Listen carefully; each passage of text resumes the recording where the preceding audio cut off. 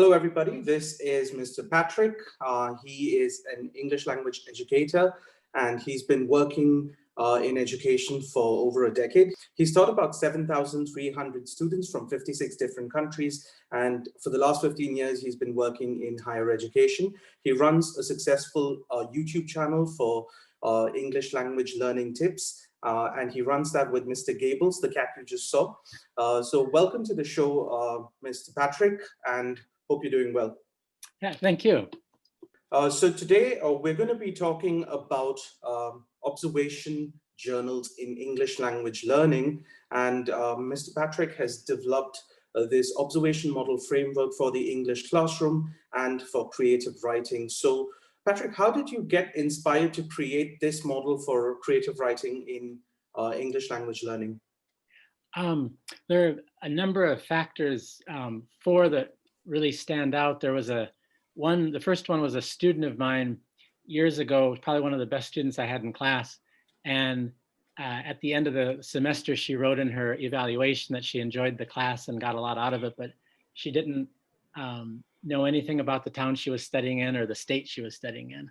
And I took that as a complete failure on my part as the instructor, because I thought, wow, it was a small town on the Mississippi River in Midwest US. And I thought, wow, she really should have, there's so much here. And you know, her focus was just the classwork and material in the course. And so that always kind of haunted me in the back of my head. And I thought, okay, I need to get the students out, opening their horizon. And then the second thing that really hit relatively recently was when I was teaching in Nebraska, I would literally walk across campus, and if I counted 10 students, 9 or 8 would be on their cell phone. And there was one moment in particular, just kind of, it was like the heavens opening up, where I was walking across campus. I noticed so many students not observing what was going on, but looking at their phone. And it was an autumn day. The trees were turning golden yellow and orange. And one leaf had gotten caught in a spider's web, and it was just rocking back and forth like a clock and a pendulum. And the winds were beautiful, and the breezes were beautiful, and the colors. And I thought, wow, so many people are missing this little miracle that's happening right in front of me. And then the third element was, I thought, okay, if I can get my students to sort of open up and see what's around them, maybe they'll get more in tune with the nonverbal communication that's out there. They'll become more aware of different vocabulary terms and, you know, how the native speakers use the language through observation. And then so I thought that the more they saw it, the more they could use it, both writing and speaking. And then the fourth thing was, I thought if I get these small journals going, that they'll learn a little more, because writing is always one of those skills when you teach that it's like pulling teeth. You know, if you have 50 students in a class, there might be 1 or 2 that get all excited, but most of them are kind of hesitant.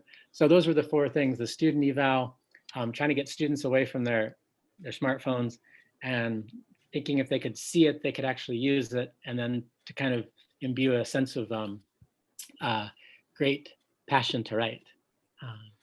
So that sounds really exciting, and I really love the anecdote about the leaf swinging like a pendulum. It almost seemed like this time is going away and you're never going to get it back. So please take a look at it. Wow. And you know, I've used observation while I was teaching in Japan. Oh, wow! And that was really interesting, because a lot of people in Japan, if you pull into a train station, you can see that everyone in line waiting to get onto the train is glued to their smartphone screen, and they've got headphones on, and they're really cut off from the entire world. So to facilitate observation and to get children thinking about what they're seeing in the real world, I actually took another approach. I tried to mediate the observation using their devices.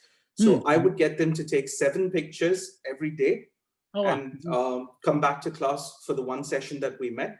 And they would talk about these 7 pictures and what it meant to them and why they clicked a picture of it. That was one technique that I used as a warmer, really, to just get students noticing things in real life and then talking about it in the classroom. Oh, wow. I like that. Yeah. Yeah. And at Score Campus, where we work now, we're developing an app. It's called Let's Flip. So it lets students record 60-second videos of anything that they see. So our idea is to literally flip anything into a classroom. So language learners especially can use this to flip anywhere they are into a classroom, record a quick video and have a quick thought about it and post it up on this platform. And then anyone around the world can respond to the mission with their own replies, also in 60-second videos. Oh, wow. So they're using their devices in a mediated manner to ultimately observe what's going on around them and then talk about it. Oh, interesting. So, yeah, and I think the observation journal model is really exciting, and I'm really curious to learn more about how you can use that in creative writing. Okay, so yeah, I initially used it as for, are you familiar with Ethno Methodology projects at all? Not really. Okay, So, it's kind of a big term for something that's really easy and simple. It's basically, again, you'd have a student observe something going on, something as simple as, I'm not sure how it is in India, but, and even in the States, it's very different from where you go, but something as simple as opening a door for a stranger, a complete stranger. And a lot of my international students were really puzzled why, you know, an American, maybe they'd be 30 or 40 feet behind them, but they'd wait, you know, it wasn't raining out, it was a nice sunny day, but the American would wait for the international student to get in and they'd hold the door for them. And they're like, wow, this is kind of nice. It doesn't really happen back home. And so they would observe little things like that, and, or maybe other things that kind of were curious is, why do old American men drive in sports cars? Not young American men or young girls, but or women, but old gray-haired men are the ones driving the, you know, the sports cars. So they basically make these observations that they find intriguing, and then they write up like 3 hypotheses. Like, okay, they're holding the door because of A, B, and C. Then what they do is they go out and they interview people doing that. And then their report that they would write up would be basically a compare and contrast to what they saw, why they thought the Americans were doing what they were doing, and then the truth factor. Okay, this is 2 of my hypotheses were right, but 2 of them were completely off. And here's what they said. So initially, the observation journals were a real nice tool for that. But then we started getting so many interesting observations. I thought, wow, this is a complete segue into poetry and short stories. So what I had the students do is, for example, one poetry project that I used was, they would make the same observations. Like one gal noticed from Vietnam, she noticed how Americans will greet the bus driver. Once they get on a certain route, they'll carry on conversations. And again, she thought, well, that's interesting. Back home, the bus driver is the bus driver and you just get off and on. But here people develop a friendship almost with their driver. And so she wrote a really neat poem based on that. And so that was just kind of an offshoot. And I thought, hey, this is a perfect thing where we can use these observations and then turn them into free verse poems or whatever kind of genre that they're interested in. Wow, that sounds like a really thought out process that the students have to go through. And, you know, when it comes to creative writing, you almost think that it's just observation and then writing, but this seems like a more laid out pattern that students can follow, which I think makes it easier for the non-native speakers of the language to start experimenting with writing. So that sounds like a really exciting strategy. So this leads me to my next question. Do you think observation as a skill or as an art form should be taught at schools, and how do you do this? Okay, yeah, beautiful question. It's one. So let me just back up, and we in the English language learning world, you know, they always focus on you know, listening, speaking, reading, writing, and grammar. And you know, I at some point we could talk about this in detail, but I personally have come up with 25 different language skills that I think need to be taught. And one of those 25 is observation skills. And again, why I would, how it could be taught is just like this, or what you were talking about, I love, because what you're doing with your program too is you're completely blending their world with your class, which I think we all need to do. It can't be classroom here, life here. It's got to be a mix of the two, I think. And with your flipping, what you're doing with the phone is great, because they get involved with that. They're choosing the topic, what they want to focus on, and then they're bringing it into the classroom. And so the observation, and I should have mentioned that too, because that's kind of, when I started this program, I kind of gently eased the students into it. So we didn't write in the beginning doing the actual journals. I would just have them go out, make observations, and we'd discuss it in class. So it's kind of a warm up oral skill, actually, spoken activity.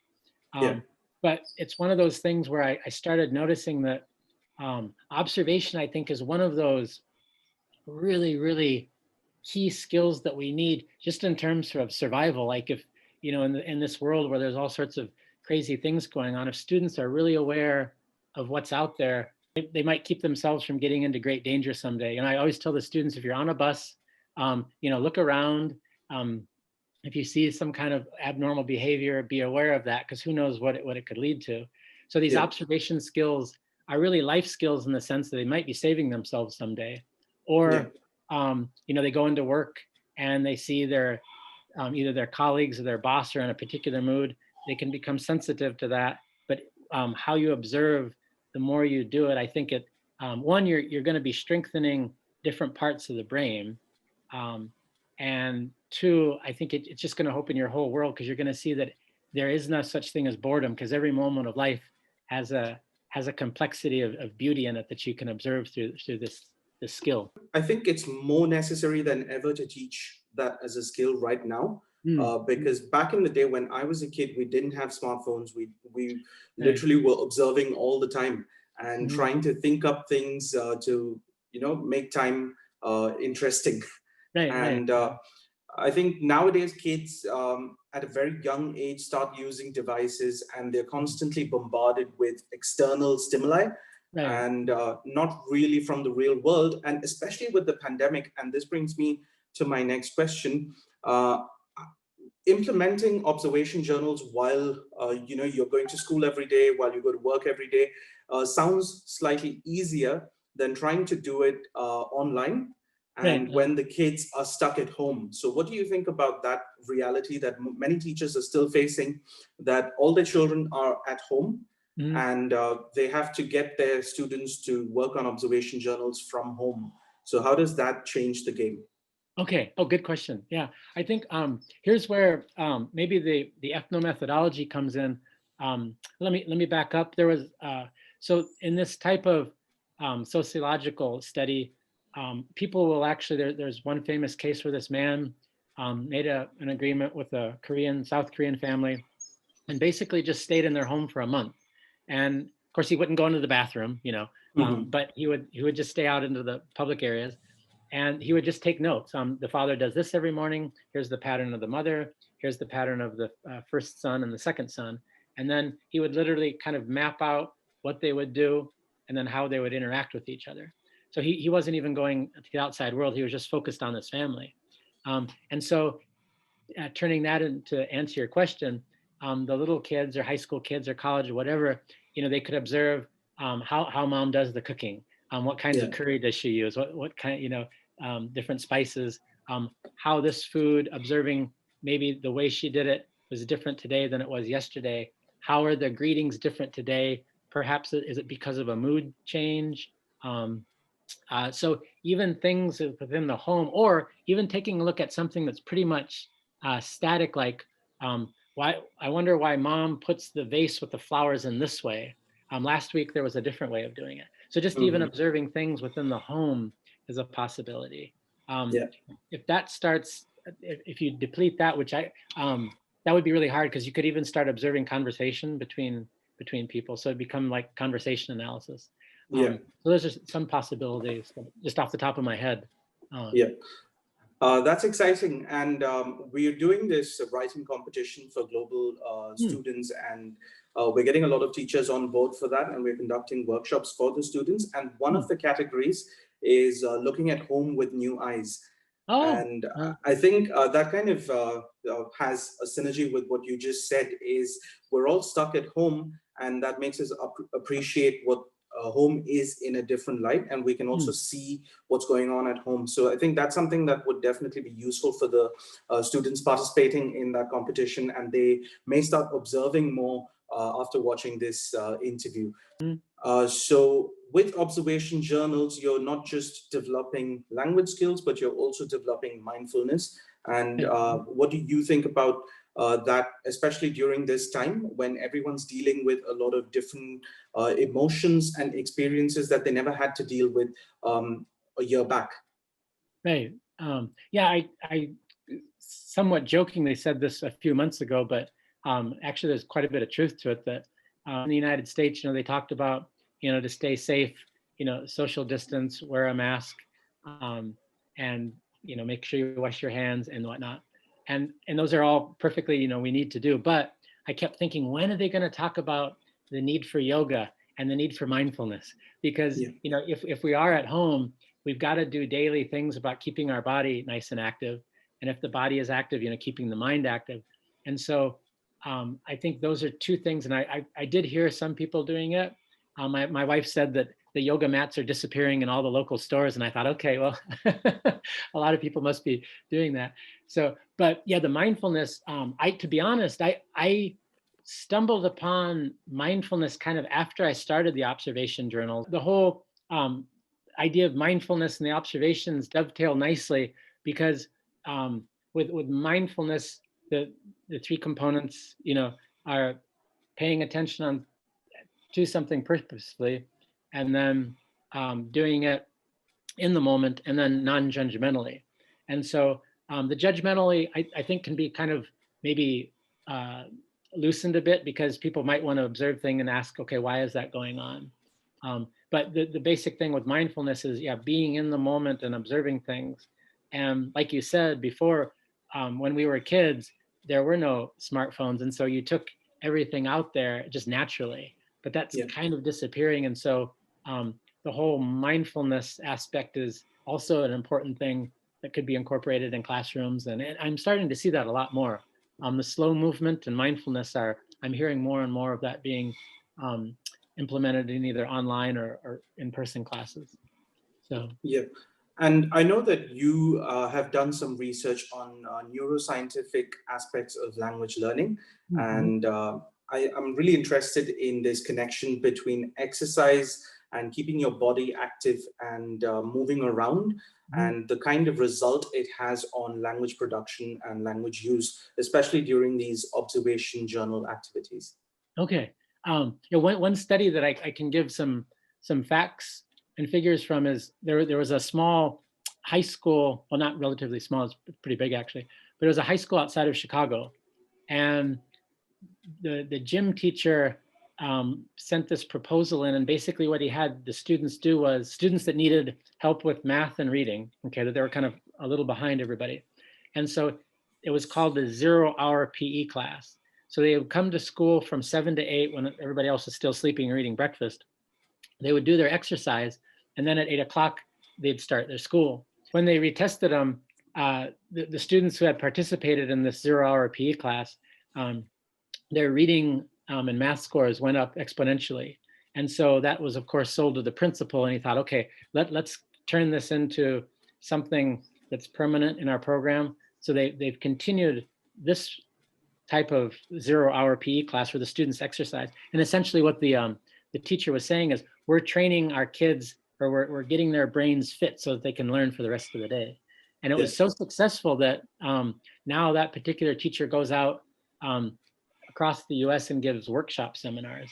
I was really happy to hear this because however I start whatever class, if it's a writing class or speaking class, I always have my students up for 2 minutes and we do some kind of exercise, whether it's like jumping jacks or running in place. And the whole idea is, it's very simple. You're pulling in more oxygen, which pulls more blood to the brain and oxygen to the brain so that they can focus. And there are some real specific neurotransmitters that are really necessary for learning, like, epinephrine, norepinephrine, dopamine, serotonin, acetylcholine. And those 5, there are many others, but those 5, they all have some relation to either reward or memory or learning or attention. And so you're just eliciting all these transmitters in the brain, neurotransmitters, so that there's a lot more focus going on. And the first couple of days, my students are looking at me if they're new, like, what are we doing? Why are we doing exercise in class? But after the first few days, they're completely sold on it. And if you forget, like if you know, they enter the classroom and you got to get going for whatever reason, they'll remind you, hey, we didn't do our exercises today. Yeah, I think that kind of investment from the students really makes your day and makes you want to do this, for a long time.